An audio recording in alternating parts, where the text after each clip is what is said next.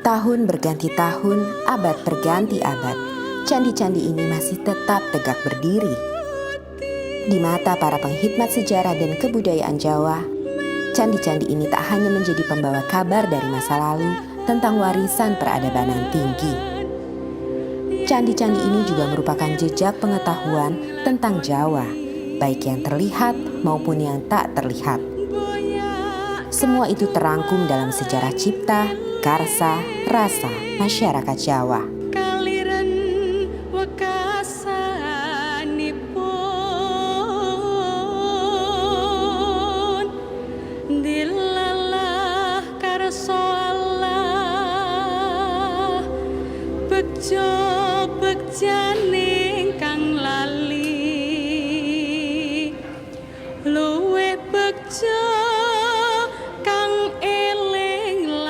Segenap pencapaian kebudayaan dan kesusastraan Jawa tidak diraih begitu saja dalam waktu yang singkat. Prosesnya dapat dilacak hingga Majapahit, bahkan era sebelumnya. Dalam titian waktu, Mataram merupakan puncak dari kejayaan kebudayaan dan kesusastraan Jawa. Jawa pernah mengalami masa gemilang. Mulai dari zaman Majapahit. Nah, itu kemudian ada krisis dan kemudian akhirnya berdiri Mataram. Nah, saya itu Mataram lebih melihat ke dalam. Nah, waktu itulah mulai sebenarnya dugaan saya dan pikiran saya proses pemurnian peningkatan untuk kebudayaan Jawa. Nah, itulah apa yang dikatakan mulai periode yang disebut oleh orang asing the Byzantine period of the Japanese history. Jadi zaman Bizantium dari sejarah Jawa, ketika Jawa lebih sibuk memperhalus kebudayaannya. Nah, itulah baru mulai sebenarnya bahasa Jawa bertingkat-tingkat itu. Dulu bahasa Jawa satu saja. Penghalusan kebudayaan pada zaman Mataram berdampak pula pada aspek ekonomi. Orang-orang Jawa yang sebelumnya banyak menjadi nelayan dan pedagang, kini beralih menjadi petani. Disinilah dimulai era Jawa yang agraris. Salah satu indikator perubahan zaman itu nampak pada Pranoto Mongso. Bentuk formal penanggalan Jawa ini mulai diperkenalkan sejak akhir abad ke-17. Kalender ini merupakan panduan bagi para petani dalam mengerjakan sesuatu agar tak mengalami kerugian. Dari sinilah waktu waluku atau membajak sawah ditentukan. Akan tetapi, penanda bagi para petani dalam Pranoto Mongso tidak sepenuhnya dapat berjalan ketika diberlakukannya kultur stelsel atau tanam paksa yang sangat menyengsarakan petani karena sistem pemerintahan kolonial yang sangat buruk. Pemerintah kolonial menekan petani dengan memaksa menanam hasil komoditas yang seluruhnya harus disetorkan kepada pemerintah. Ditambah dengan para pejabat lokal yang haus akan harta dengan menjilat penguasa, menyebabkan rakyat miskin menderita kelaparan yang menjurus pada meningkatnya angka kematian. Setelah Mataram pecah dari Surakarta dan Jogja, dan Surakarta malah pecah dengan Mangkunegaran, dan kemudian 19 terakhir Jogja juga dipotong dengan Paku Alaman itu Jawa makin lihat ke dalam. Dan lagi juga Jawa yang berkeliaran sudah tidak ada lagi. Dulu waktu perang Diponegoro itu sebagian besar mungkin Diponegoro itu orang berkeliaran keliling itu. Ikut. Kemudian setelah Belanda berkuasa, Jawa itu kan dikenakan kultur stelsel, harus menetap. Memang pada pertengahan abad ke-19 terjadi perang yang begitu banyak ya, tidak hanya di Jawa, di Sumatera Barat ada perang Patri, di Jawa Tengah, di Jawa lah itu ada perang Diponegoro, dan juga ada gejolak yang luar biasa di Belanda juga ya, di dalam negeri, sehingga hal tersebut ternyata menguras habis kekuatan ekonomi pemerintah Belanda gitu.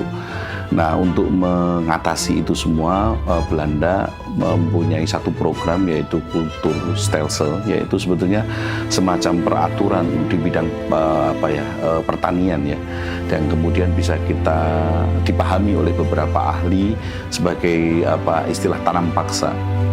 Memang Kulturstelsel itu diperuntukkan untuk mengembalikan kekuatan ekonomi Belanda yang pada saat Hindia Belanda yang pada saat itu memang betul-betul bankrupt, bangkrut mereka oleh karena kebutuhan-kebutuhan untuk mencukupi biaya perang mereka. Selama 19 di Jawa itu banyak sekali pemberontakan. Tidak hanya di Ponorogo, juga itu sudah perang itu. Ini pemberontakan desa. Itu sebagian besar dipimpin oleh para ulama desa. Jadi yang kira tidak hanya di Ponorogo itu perang besar, tapi sesudah itu masih hampir tiap tahun sampai akhir abad 19, sampai tahun 1900 masih ada satu di sana berontak-berontak. Nah, untuk mengatasi itu, untuk mengatasi adanya konflik-konflik dan memperkecil adanya perang terbuka antara pemerintah kolonial Belanda dengan para pribumi Jawa, maka dibentuklah satu lembaga yang dinamakan Het Instituut voor de Javaanstaal itu, sebagai lembaga yang bertujuan untuk mengurangi konflik. Yang kedua, memberikan bekal kepada para administrasi pada pegawai Belanda yang bekerja di Jawa. Nah, pemahaman dengan terhadap kebudayaan lokal yang baik itu diharapkan mampu mengurangi konflik. Itu sebenarnya tujuan awal daripada lembaga itu. Het Instituut voor de Javaanstaal te Surakarta yang didirikan di Surakarta pada 1832 oleh Johan Frederik Carl Greica adalah sebuah lembaga kebudayaan yang mempelajari sastra dan kebudayaan Jawa. Disinilah Javanologi untuk pertama kali muncul. Secara terminologis, Javanologi itu kan disusun dari dua kata. Java merujuk di situ batasan budaya, juga bukan batasan administratif ya, tapi batas budaya, dan logos itu pengetahuan. Jadi Javanologi adalah set pengetahuan dan keterampilan tentang kebudayaan Jawa. Itu arti Javanologi. Di dalam Het Instituut voor de Javaanstaal itu bidang-bidang yang dipelajari di sana adalah bidang sastra, bidang bahasa, bidang kebudayaan, wayang, bahkan wajib itu mengetahui, yang notabene semua itu menjadi butir-butir yang paling menonjol dalam kebudayaan Jawa, falsafah Jawa, dia harus tahu. Mempelajari bahasa, entah kaitannya dengan pemerintahan ataupun juga dengan nanti kaitannya dengan sastra, tapi mempelajari bahasa daerah tanah jajan itu sangat penting. Karena itulah pemerintah Belanda juga mendirikan semacam lembaga pendidikan bagi para pegawai untuk mempelajari bahasa. Nah, itu kenapa dilakukan? Di antaranya adalah bahwa apabila bahasa itu dikuasai, otomatis nanti karya-karya sastra ataupun buah-buah pikiran yang ditulis oleh orang jajan itu diketahui, maka akan mudah untuk menguasai daerah jajahan. Jadi ada maksud seperti itu.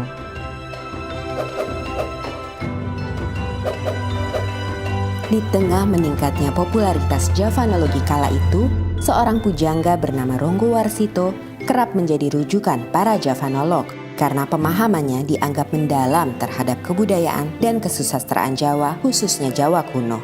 Ronggo Warsito itu adalah pujangga yang luar biasa, dan beliau ini di dalam mencipta karya ini meliputi 12 bidang ya. Ada bidang kesastraan, ada bidang pendidikan, ada bidang pengetahuan bahasa, ada bidang filsafat, ada bidang pedalangan, pengetahuan alam, bidang seni suara, babat, ramalan atau jonggo itu hanya 2, Jokolodang dan Jolbelio. Kemudian silsilah dan perkamusan. Jadi ada 12 bidang. Nah, yang paling banyak itu kesastraan itu 24 judul. Ronggo Warsito adalah seorang tokoh munculnya sastra Jawa baru jenis keguritan. Karena sebelumnya bisa dikatakan ada karya sastra itu hanya puisi dan prosa. Puisi adalah tembang, prosa adalah gancaran. Gancaran adalah prosa. Sedangkan yang kategorinya itu geguritan adalah puisi tetapi bukan tembang, itu belum ada. Yakni di dalam Serat Joko Lodang yang itu dikategorikan tembang bukan, tetapi dikategorikan prosa bukan. Dan secara kebetulan di dalam satu bait tulisan awal dari Serat Joko Lodang itu juga ada sandiasmonya. Kalau dibaca dari atas ke bawah, suku kata yang pertama akan berbunyi Ronggo Warsito Boso Kadaton, sedangkan yang suku kata terakhir setiap baris bila dibaca dari atas ke bawah akan berbunyi Boso Kadaton Ronggo Warsito. Memahami Jawa kuno memiliki arti penting bagi Javanoloh. Dengan memahaminya, maka akan mendatangkan keuntungan, ketenaran, dan kehormatan. Namun, tidak demikian bagi pujangga seperti Ronggo Warsito yang hampir tidak mendapatkan apapun sebagai informan bagi Javanoloh atau pemerintah kolonial. Zaman dulu kan segalanya kan sensitif ya, apa-apa saja mungkin bisa dilaporkan ke Belanda, sehingga kan Belanda kan sangat berkuasa atas Sunan, dan Sunan mungkin juga ada pikir-pikir kalau ada warganya atau penggawa keraton itu yang menentang pada Belanda. Makanya ya salah satu cara di dalam mengungkapkan hal seperti itu dengan cara simbolis. Kalau terang-terangan jelas nggak mungkin seperti ini. Dia menulis tentang misalkan saja di dalam Serat Kolotido misalkan saja. Isi awalnya memang hanya berlaku, dia mengkritisi keadaan kondisi kerajaan. Mangkyo derajating praja kawuryan wasunyaruri rurah pangrahing ukara karana tanpa palupi. Hatilar silastuti sujana sarjana kelu kalulun kala tidem tandaning dumadi hardayeng rat tining karoban rubedo. Ini adalah sebetulnya awal dari si Ronggo Warsito, jelas mengkritisi kondisi kerajaan saat itu. Punya raja, rajanya itu juga sekti, rajanya juga punya kewibawaan, pegawai-pegawainya baik. Tetapi kondisi saat itu tidak menyelesaikan masalah, huru-hara dan sebagainya. Sebagai pujangga Keraton Surakarta, Ronggo Warsito memelihara hubungan baik dengan para Javanoloh. Salah satunya adalah Karl Frederick Winter. Sebegitu datang di Jawa ini dan ketemu si Ronggo Warsito, ternyata dia adalah seorang sastrawan, dia seorang yang cinta atas budaya Jawa, dalam hal ini sastra. Nah, karena dia itu juga sesama orang sastrawan, dia ingin menulis tentang sastra Jawa, merasa dirinya itu juga sudah barang tentu tidak sepaham seperti orang Jawa. Melihat seorang Ronggo Warsito itu pujangga keraton yang juga sebetulnya sudah memasyarakat, artinya orang luar pun bisa dekat dengan Ronggo Warsito, dia berguru, berteman, lalu sebagai seorang sahabat yang sama-sama menggeluti tentang budaya Jawa, dalam hal ini adalah sastra Jawa. Kalau kita lihat kronologinya, sebetulnya hubungan mereka itu pasca Yavanologi itu sudah berpindah ke Delft dan kemudian ke Leiden ya. Jadi sebetulnya itu keterkaitan mereka itu sebenarnya tidak secara lembaga gitu, tidak bahwa C.F. Winter memiliki keterkaitan dengan Java Institute, Institute for the Javan Study, iya gitu. Tetapi untuk di Jawa ini memang mereka memang bekerja sama dan membuat satu kesepakatan bekerja untuk menghasilkan beberapa karya sastra. Misalnya Kamus Jawa Kawi, kemudian Serat Aji Soko dan seterusnya, itu kan karya-karya mereka.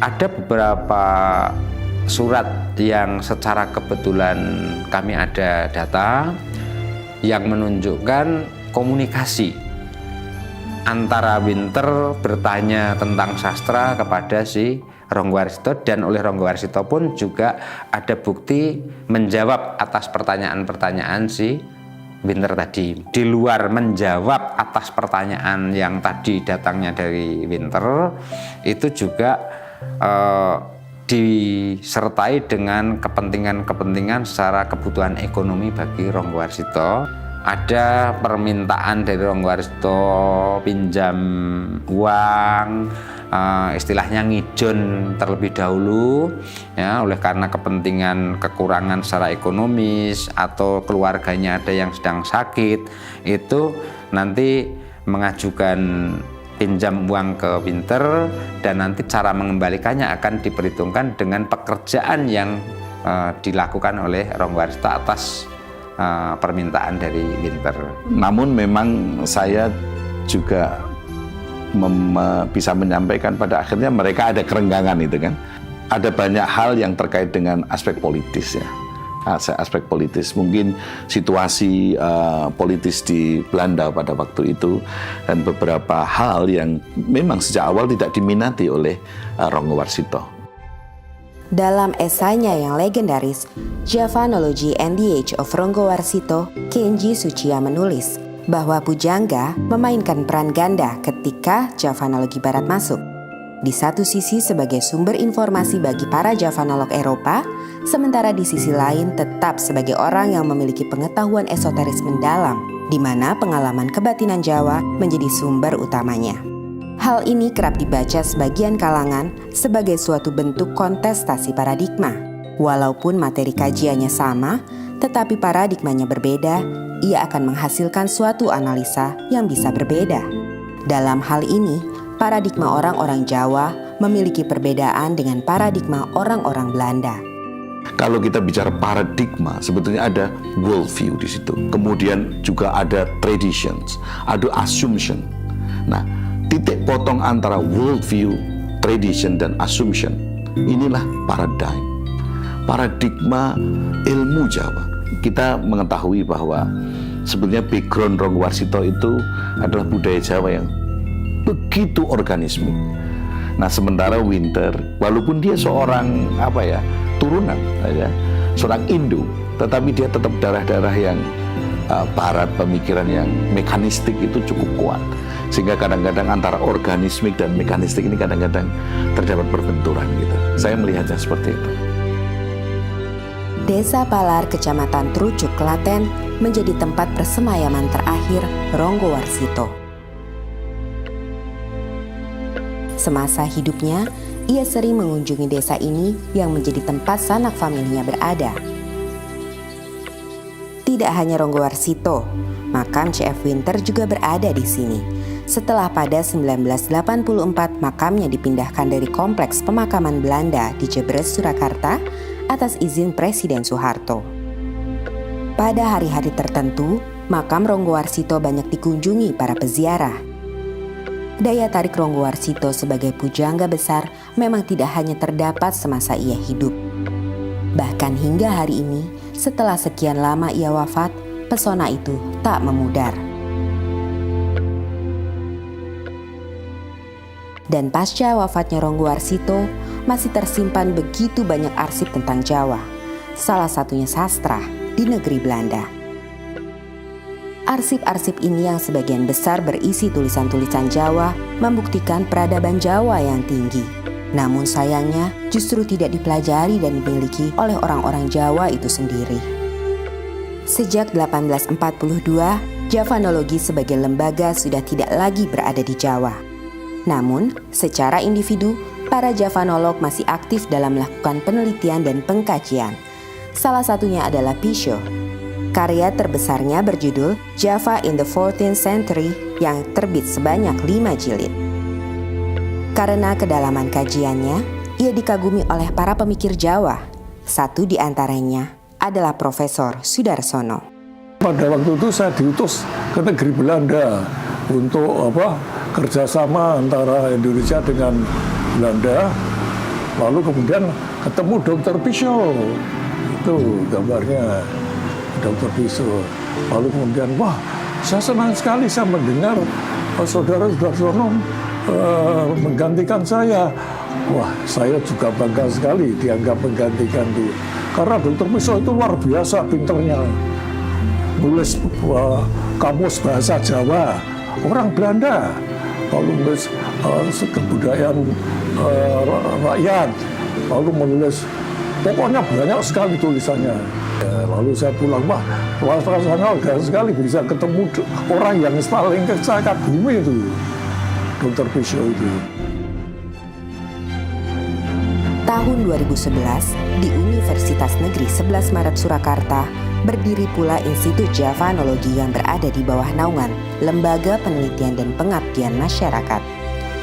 Institut Javanologi ini bergerak di bidang kajian budaya, bahasa, dan sastra Jawa.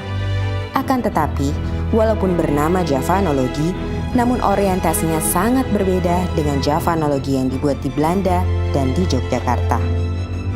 Pada era Belanda, tujuannya sudah saya sampaikan tadi adalah memberikan bekal pengetahuan kepada para pegawai-pegawai Belanda, orang-orang Eropa untuk masuk ke Jawa. Nah, tetapi pada masa kemerdekaan, pasca kemerdekaan, Javanologi memang untuk menghimpun ilmu-ilmu lokal, local wisdom, ya, yang begitu banyak tersebar dan tercerai, itu mau dihimpun. Nah, sekarang di era kami itu Institut Javanologi tidak hanya menghimpun, yang sudah dihimpun itu dicoba untuk ada hilirisasi temuan-temuan pada saat itu. Misalnya begini, di dalam Centini bab 3 itu disebutkan bahwa seorang tokoh di situ dia menderita penyakit kelamin yang sudah tidak bisa disembuhkan, dan pada saat itu muncul tokoh lain, tokoh yang memberi obat.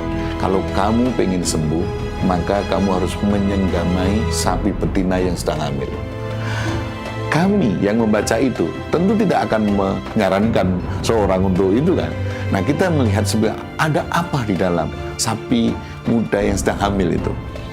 Kami sudah mencoba membuat satu seminar dengan asosiasi dokter-dokter seksologi, dan mencoba untuk siapa tahu ini menjadi satu solusi penyakit-penyakit yang sekarang ini, AIDS misalnya. Jadi ini era kami ini sekarang adalah mencoba untuk membuat pembuktian, research dari beberapa temuan yang sudah dihasilkan pada saat itu.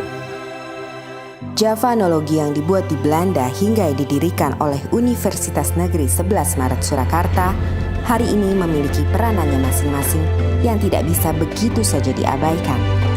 Javanologi telah menghidupkan semangat masyarakat Jawa untuk ikut ambil bagian dalam membuat dunia yang lebih baik.